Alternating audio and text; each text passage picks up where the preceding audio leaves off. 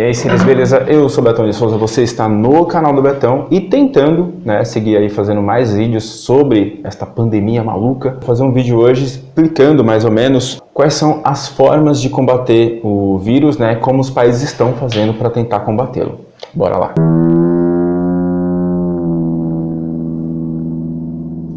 Bom, basicamente existem três formas de combater o vírus, tá? Eu vou falar por países, países que adotaram essas formas, e aí a gente vai conversando. A primeira forma, que foi a que deu mais certo até agora, foi da China. A China fechou o Wuhan. O Wuhan é o estado onde foi o primeiro foco do coronavírus. Eles descobriram o coronavírus por volta do dia 31 de dezembro, que estava tendo essa doença lá.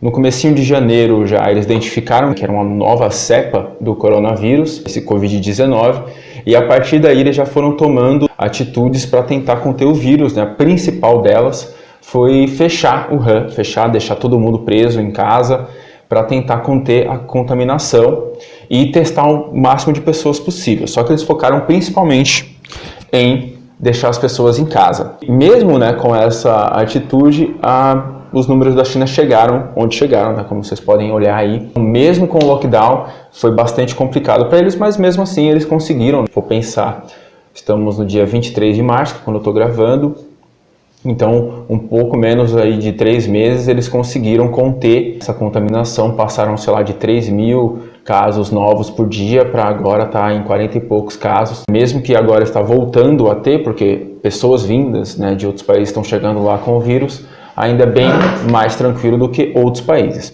Outra forma é o que Coreia do Sul e Japão estão fazendo. Lá, por serem países que têm bastante recursos e uma população menor, eles estão testando o máximo de pessoas possível. Na Coreia do Sul, por exemplo, tem drive-thru de teste. Então você vai com o seu carro lá, baixa o vidro, vem um enfermeiro, pega, coleta lá a secreção do seu nariz, da sua boca, faz o teste e em até 48 horas você recebe, no aplicativo do governo que você baixa no seu celular, você recebe o resultado. Durante essas 48 horas você já fica em casa. E aí, se você de fato tiver com o Covid-19, o corona, você já permanece em quarentena. Isso faz com que a Coreia pareça que tem muitos casos, mas uma letalidade muito baixa, porque eles pegam qualquer pessoa. Então, as mais jovens que nem às vezes desenvolvem sintomas, eles sabem que estão e deixam as pessoas em casa, porque esse é o principal problema. Tem pessoas que não desenvolvem os sintomas, são assintomáticas. E essas pessoas não vão ficar em casa, Então essas pessoas vão sair, vão espalhar para outras pessoas que vão ter um sistema imunológico um pouco mais fraco e aí vão acabar desenvolvendo os sintomas, tendo que ir para o hospital e etc. A terceira forma, que é a que acabou que nenhum país tentou, é a de imunização de rebanho, que é o seguinte: chega uma doença naquele rebanho, então fica mais fácil, ao invés de tentar vacinar todos e deixar a doença espalhar no rebanho, porque algumas rés, alguns gados vão de fato morrer, mas a maioria vai sobreviver e vai ficar imunizada. O problema dessa forma de tentar conter o vírus é que morre muita gente nesse processo. E infelizmente essa parece ser a ideia do governo federal, uma vez que eles estão contra todas essas medidas que os governadores têm tomado. Aqui em São Paulo, por exemplo, o governador do estado de São Paulo, o João Dória, maldito seja, ele tem feito coisas como fechar shoppings, fechar estradas, fechar comércios, fechar escolas, museus, centros culturais e para tentar conter o espalhamento do vírus. Isso parece ser uma forma bastante eficiente de conter essa contaminação.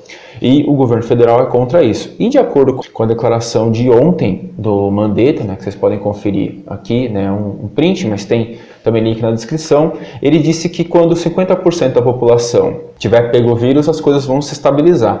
50% da população no Brasil são 100 milhões de pessoas. A gente já sabe que 80% das pessoas que pegam o coronavírus, elas desenvolvem sintomas bastante fracos, que elas precisam só ficar em casa, É uma gripe bem forte, mas que você não precisa do hospital. 20% das pessoas têm que ir para o hospital. Tem que ir para o hospital porque ficam com falta de ar, tem que ficar no respirador e E 5%, dessas 20% tem que ir para o hospital, 5% delas acaba tendo que ficar em UTI e entre 2 a 3% acabam infelizmente falecendo. São as pessoas mais velhas, hipertensos, diabéticos, fumantes, pessoas que têm algum problema respiratório ou cardíaco principalmente. Em 100 milhões de pessoas a gente está falando que 20% vão para o hospital, isso quer dizer 20 milhões de pessoas teriam que ir para o hospital, ficar internada, 5% precisar de UTI, então a gente está falando aí de 5 milhões de pessoas precisando de UTI, 5 milhões de UTIs disponíveis, uma taxa de mortalidade de 2%, a gente está falando de 2 milhões de pessoas. Para vocês terem uma ideia, no ano de 2016, que foi o último dado que eu encontrei do IBGE, morreram no Brasil, juntando todas as mortes, né, de crimes, doenças e etc., acidentes e tudo mais, morreram 1.320.000 pessoas, mais ou menos,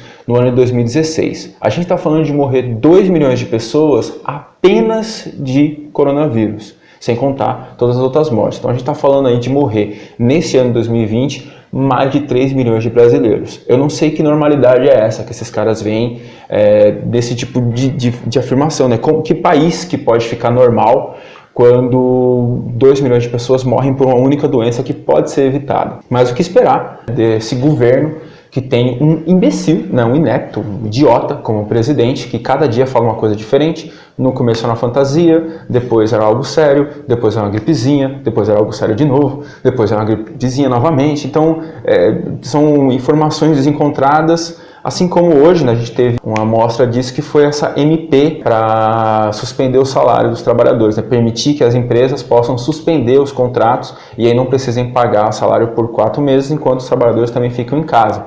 E que a ideia era que, de alguma forma, que ninguém sabe exatamente como, o governo ia cobrir esse salário, então o governo ia pagar esses salários. É uma medida provisória tão absurdamente ruim que ele próprio desistiu da medida provisória. Então ele falou que ia fazer, defendeu a medida e depois se desfez dela, porque eles não sabem o que estão fazendo. Eles não ouvem os cientistas, não se importam com dados científicos, e aí a cada dia realmente vão falar alguma coisa, porque é como se fosse uma biruta, dessa biruta de aeroporto que vira conforme o vento. Então é isso, é um biruta que toda hora fala uma coisa diferente. O que tem que entender é que o governo não vai testar o máximo de pessoas possível.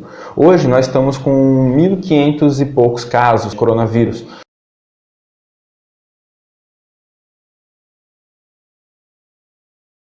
Só que apenas as pessoas que estão sendo internadas estão sendo testadas. Então é óbvio que a gente tem muito mais que 1.500 casos e o país não consegue nem testar as pessoas, não há kit no pronto-socorro para que você seja testado. Então se você tiver os sintomas, não adianta você ir no pronto-socorro, não vai ter teste para você fazer, eles vão te mandar embora para casa. E aí se a gente não tem teste, mesmo o teste a gente não consegue distribuir para o país inteiro para que a gente saiba quem está com corona ou não, como que a gente vai distribuir um remédio? Porque uma das coisas que o presidente disse essa semana, né, foi que já estavam desenvolvendo um remédio, a cloroquina, que é um remédio usado para malária e para lúpulos, e queria mandar fazer mais desse remédio, etc.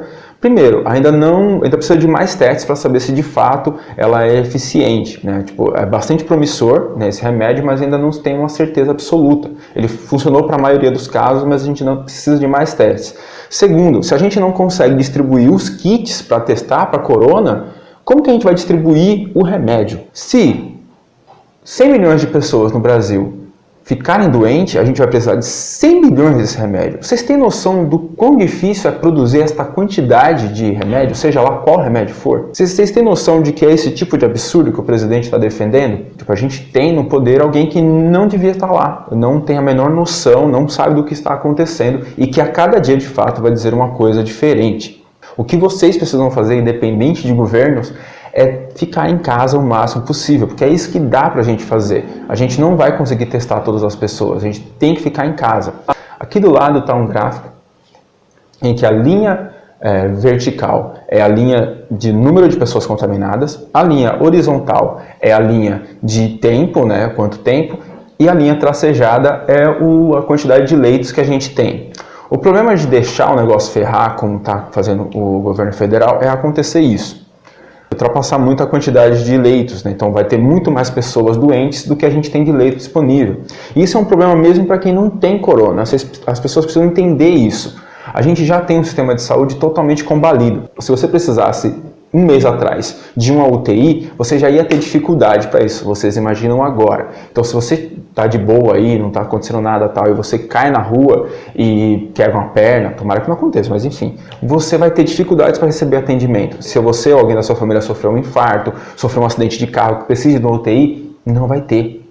É isso que acontece nesse cenário. Não vão morrer só pessoas de corona, vão morrer pessoas decorrentes de outras doenças ou de acidentes, porque não vão ter acesso ao hospital que estará lotado. Então a ideia de ficar em casa e evitar que a contaminação aconteça rapidamente é fazer isso. Fazer com que a quantidade de pessoas que vai ter coronavírus seja controlada, para que nunca a gente exceda a quantidade de leitos.